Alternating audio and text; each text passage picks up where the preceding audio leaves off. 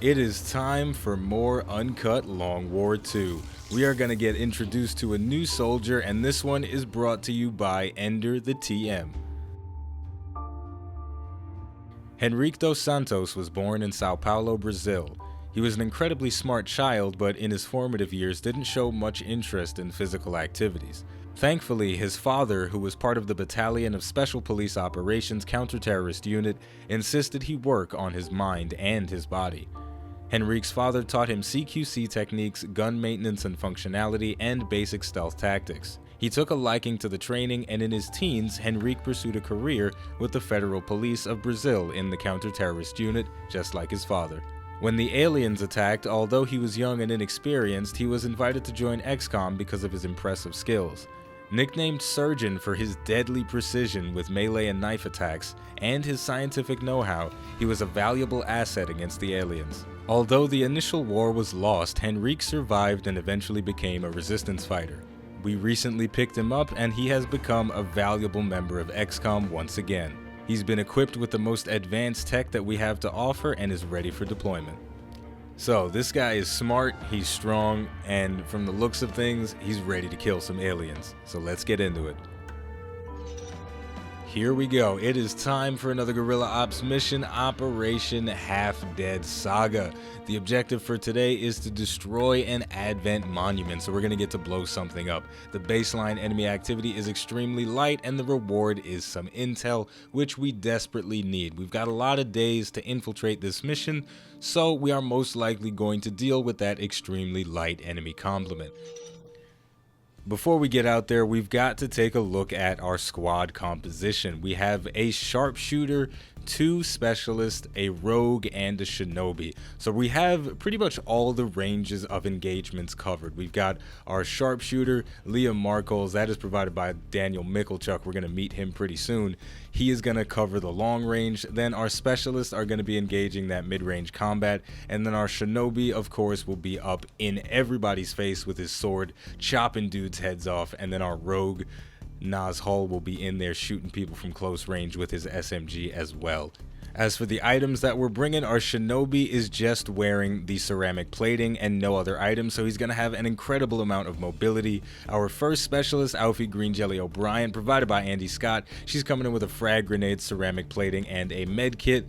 Our sharpshooter is coming in with the Shadowkeeper pistol from the Alien Hunter DLC, ceramic plating, and a smoke grenade. Then Dos Santos, our new guy, is coming in with 2 flashbangs and the ceramic plating. And finally, Nazhull is coming in with 2 frag grenades and the ceramic plating. Now let's get out there for real this time and blow something up.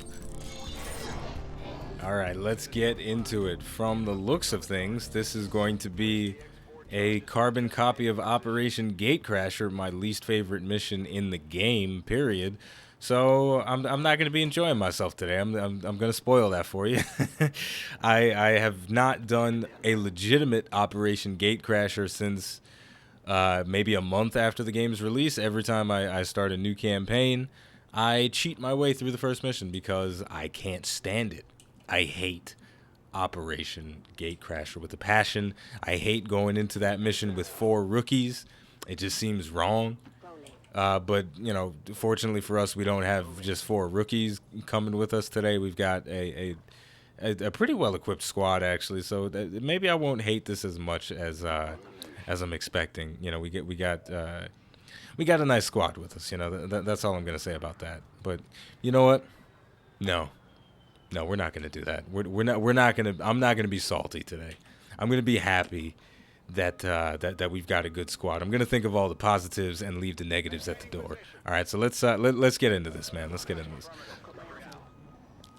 One of the nice things, though, about this particular mission today is that we are not going to have to deal with turn timers, but we are going to have to deal with Big Mech and Little Mech. So we've got the surveillance drone and his much larger brother, the Advent Mech, to deal with. And now that they have changed positions, we are going to be able to go onto the roof. Now, you're probably thinking, there's usually not Advent on the roof. But I know better than to assume that there aren't aliens up here smoking crack, doing drugs, heroin, other nefarious things. There's nobody up here this time.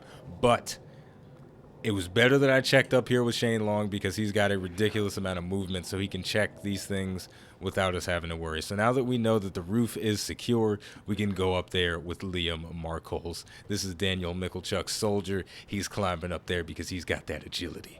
So there we go. We've got a sniper in position now, and that's going to be insanely valuable for us. Actually, you know, the way the procedural generation worked out, we're going to be able to get some nice positioning with our sniper and really oversee the battlefield and get some nice Overwatch shots. I'm not going to bring anybody else up there because I'm going to want to be able to work the angles a little bit, you know, see, you know, get the flanks, especially with Nazhul because he's our rogue. Look at that. We got vision on the entire pod now. We're seeing a lot of advent. This is going to be kind of a pain in the ass because we're going to have to fight multiple pods simultaneously, probably no matter what we do. And I'm going to assume that by moving in this direction, I may trigger another pod as well. So I think I'm just going to go ahead and hunker down and then try and get the rest of the squad right behind Nazhul. And then we'll hunker down as well.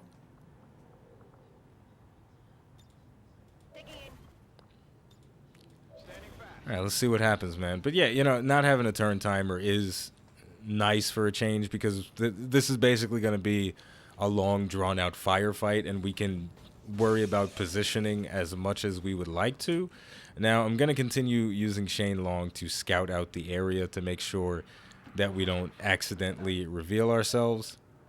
Oof, that is scary, man.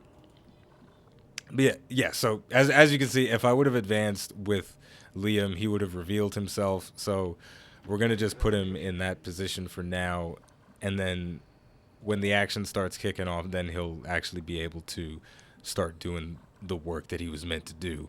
And that is sniping fools in the face. But oof, I thought I revealed myself. Central.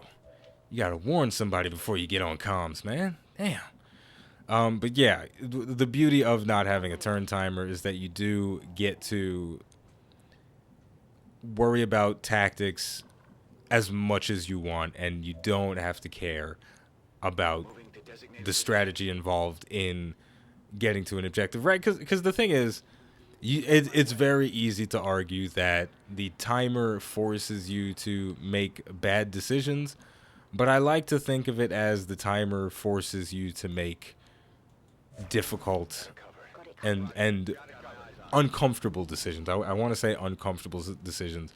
And there we go. We have the third, and I'm assuming final pod, which is going to be the Power Rangers and a Viper. I guess they are a fan of the new movie that just came out. And these guys are like, what? I didn't know you guys were dressing up like Power Rangers too. So now that they moved, though, we can advance Liam into his final position, and this is where he's going to stay for the entirety of the game, or for the entirety of this mission. So we're going to hunker down. And we've actually lost sight of the mech. I don't have a clue as to where that thing went. So we're going to go ahead and, well, we're going to run Shane down, but we may even be able to place the objective before we even get started, which will be kind of interesting. This is an extremely well-equipped mechanized combat unit. Oh my. You'll need to look for vulnerabilities. That scared me a little bit. So we found out where the mech went, and I would like to keep eyes on it, but I don't think that's really going to be possible. So we're gonna run Shane really close to the objective, and then we're gonna put everybody else on Overwatch. Damn, this is crazy.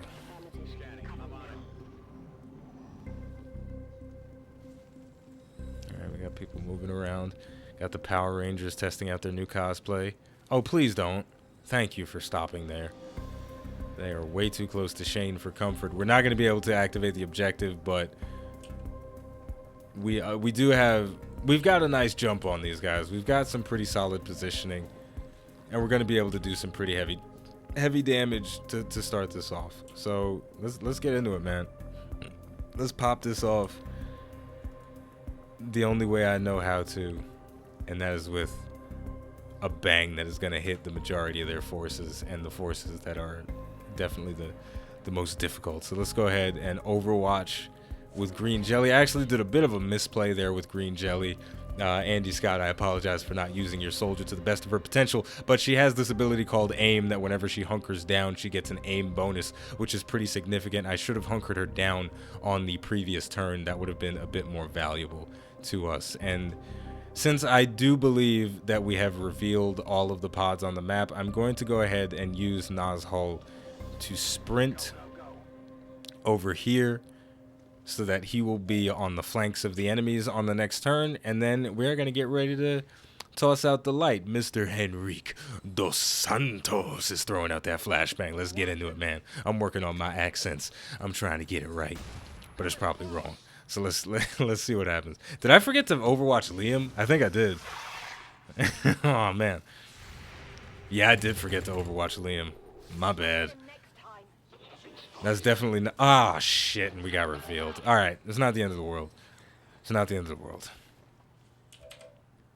Yeah, so, I mean, it's not the end of the world, but it's pretty shitty. We definitely did that all sorts of wrong by not overwatching Liam, because now he's not going to get that free shot, and he may well have gotten a kill if I remembered to put him on Overwatch. So now we're just going to have to take a pot shot at this guy. 32% chance to hit. There are other... Well, screw me. I'm going to eat my words there. 32%? That's basically 100.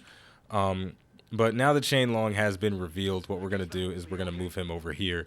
And he is still in a very, very solid position as far as I'm concerned. We have the flank on a number of advent troops, and we are going to take advantage of it. Shoot him with that SMG in the back. Didn't crit, but we did some nice damage. He's got that red fog going. He's got blood in his eyes now. He can't see a damn thing. I'm excited now. I'm excited. Normally, it's around this time I would have already input all of my cheat codes for Operation Gatecrasher, but things are going pretty well, so I'm not going to have to do any nefarious things like that. The Viper is going to use its tongue attack, and it is going to grab me through full cover, because that's how this game works. Look at that. But you know what, all things considered, Mr. Dos Santos over there, he's getting a nice little motorboat action, and then it is going to be ruined by a shot to the butt from a laser rifle. Oh, gosh. I feel like that should borderline count as friendly fire, because they're shooting at the Viper to shoot at me. I mean, come on now. Come on now. Let's not do this. Let's not do this. This is his first mission. It can't go poorly like this. We're not going to have this. We're not going to have this. We got to get my boy out of there. And we're going to get him out. All right. Nazhul is in position. He's got a crappy shot percentage. Damn. All right. We're going to have to slash. I mean, this is what the sword is for, right? The sword is for cutting down things, right? All right, here's what we're going to do. Here's what we're going to do. We're going to take the first shot at the Advent Sentry. 65%. Wait, hang on. Okay, I figured out what's going to happen. We're going to start off with aid protocol on Shane Long, because Shane Long is a brave man. He's got a sword on his back. He's got crazy mobility. He's going to run through some Overwatches. And that is, I feel like his nickname should be Shane, I'm about to run through a field of fire and chop somebody in the face. Long. That's probably too long to be a nickname, right? So we're going to start things off by shooting at this guy in the face. Right? A little pat. It is going to miss. And that's fine. We'll shake it off. We've been revealed. But, Halo Reach SMG, we get that double tap effect, so we're going to take another shot. And that one is going to crit straight in the face, going to knock him out. Now we have the worry of that Viper choking out our boy Dos Santos, and we don't want that at all. But what we can do to alleviate that is a little bit of fleeshing. A little bit of fleeshy action, a little bit of flesh.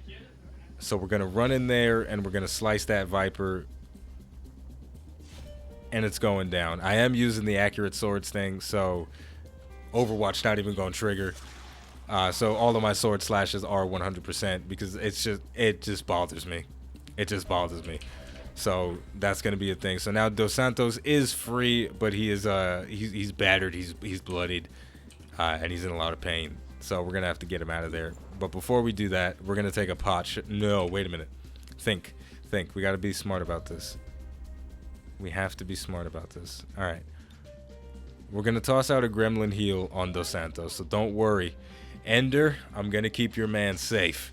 We're going to heal him up, and now he's feeling much better about his decisions to join XCOM.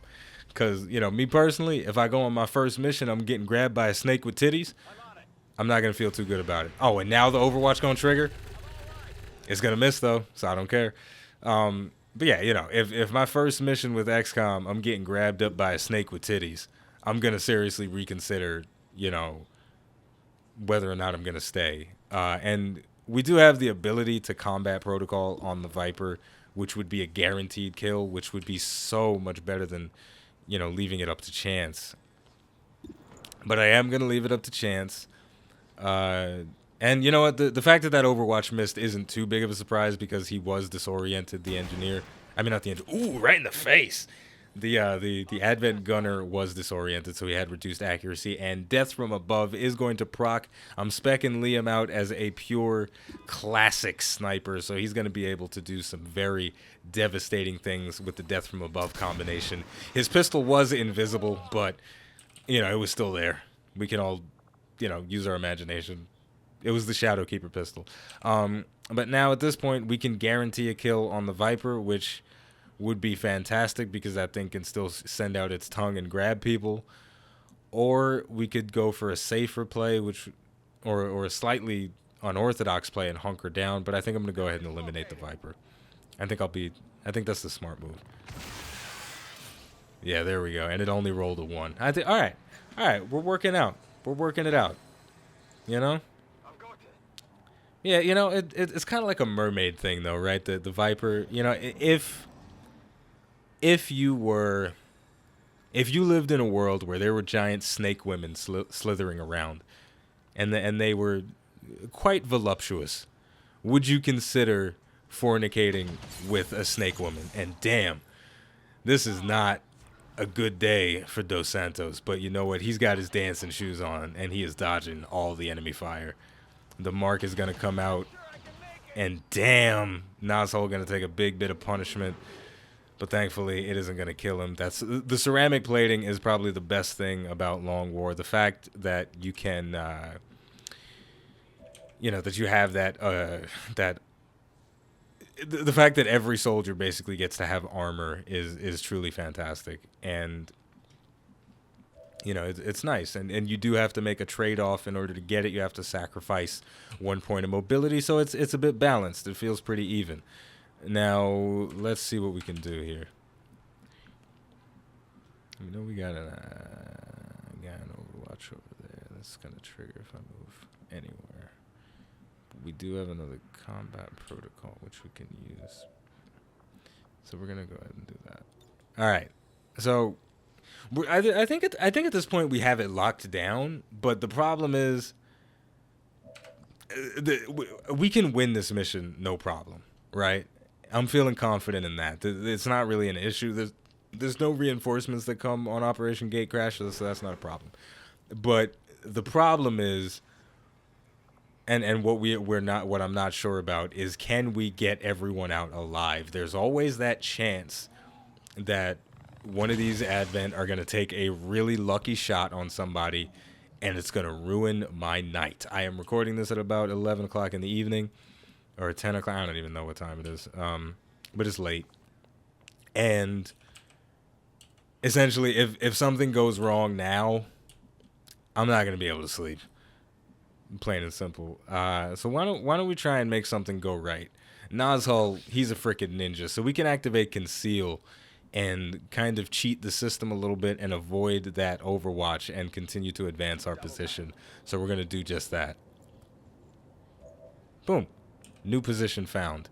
Now, I really don't want to do another risky play and try and chop this guy. Oh, you know, I forgot that there's a mech still. I wonder why that thing hasn't come yet. That's what... I'm not going to do it. Alright, yeah, there is still an Advent mech. I completely forgot about that other pod. And that's going to rain on my parade a little bit. So here's what's going to happen. we are going to all cross our fingers at the same time. All right? For anybody out there that's watching, cross your fingers right now. I'll wait. Okay. Now we can take the shot. You guys. You know how to make magic happen. Let me tell you something. If you didn't cross your fingers, you can go to hell. All right? Because, no, I'm kidding. Even if you didn't cross your fingers, I still appreciate you. But this is good. We've pretty much secured our position. I think we can rest easy at this point. We can kind of just get in there and shoot this guy. We can kind of just get right up in his grill and not really have to worry too much. We do have a pretty low chance to hit him. I mean, he's right there, but he's in full cover. We are going to connect, but it's not going to do as much as I would have liked. But what we can do to finish him off is just going for a sword slice. And there we go. Boom. Cleanup duty. His gun's still wiggling. That's how much force I had in that sword. And there we go. We got a lockbox and a PCS for conditioning. May give that to Shane Long to give him even more mobility than he already has. And there we go. So that turn is over. There's still enemy activity. The mech is finally coming onto the battlefield. So we got a mech, a stun lancer, and a surveillance drone. We haven't seen... Whoa. Okay, buddy. We haven't seen the stun lancers for a while. Or at all, I should say. Since starting this campaign. The stun lancer, I've always felt, is kind of the stun lancer is pretty much everything the surveillance drone is supposed to be, in the sense a less toxic. The stun lancer feels like a less toxic version of the surveillance drone, right? Because I used to dislike the stun lancer. They're a bit annoying. That they run up to you and they stab your guys in the chest with a zappy stick. Some people might like that if you're into BDSM or whatever. I don't know. I'm not gonna judge. But the thing about the stun lancer that feels much more tolerable than the surveillance drone is the fact that they put themselves in considerable harm in order to get their attacks on you, and they don't have armor, which just feels really annoying.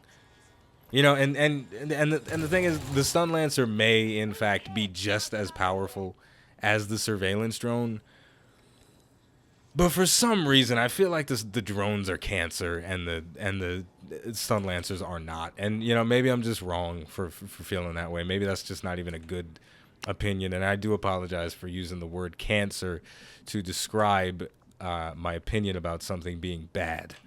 But it is what it is. And this is a problem.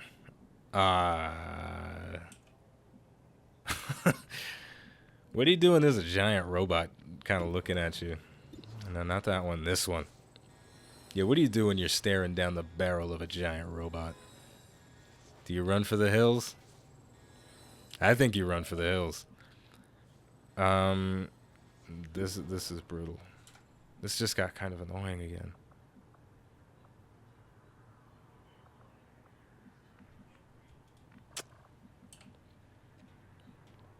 What can we do? Moving on target location. You know what? Nazhul doesn't need to reveal himself yet. He's pretty well banged up, and if he does reveal himself, he might get hit. I'm gonna go ahead and hunker him down. Like I said before, we still got to worry about getting everybody out. We know we can finish this mission no problem, but what we don't know is whether or not we're gonna get everybody back. So we're gonna try our best to do that. We're gonna move our boy Liam off of his perch.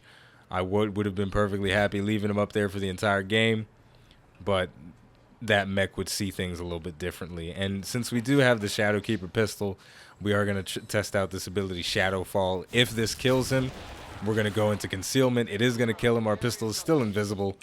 Sometimes it is, sometimes it isn't, but now we are concealed. I am probably going to give that to Nazhul in the future, because that'll allow him to do some really crazy chains of stealth. It'll allow him to continuously shoot targets and then re-enter stealth. and then shoot more targets, enter stealth again, and there we go. We eliminated the surveillance drone. I'm feeling good. This is good. Mech is coming down. It doesn't really know what it's doing. Yes, it does. Shh. I mean, okay, look. We got to think about the positives in this situation. Although Shane Long is now bleeding to death on the floor, the disorientation is gone. Silver linings, people. That's what you got to look for. We're going to... I'm pretty sure we can take this thing out. I've run out of aid protocols at this point. But I do have grenades and I do have guns. So if I play my cards right, we'll be able to get our boys back and kill this mech in one foul swoop. But the sucky part about this situation is if we don't finish off the mech, we're all gonna die. So let's try and play our cards right. Oh boy, this is ruthless.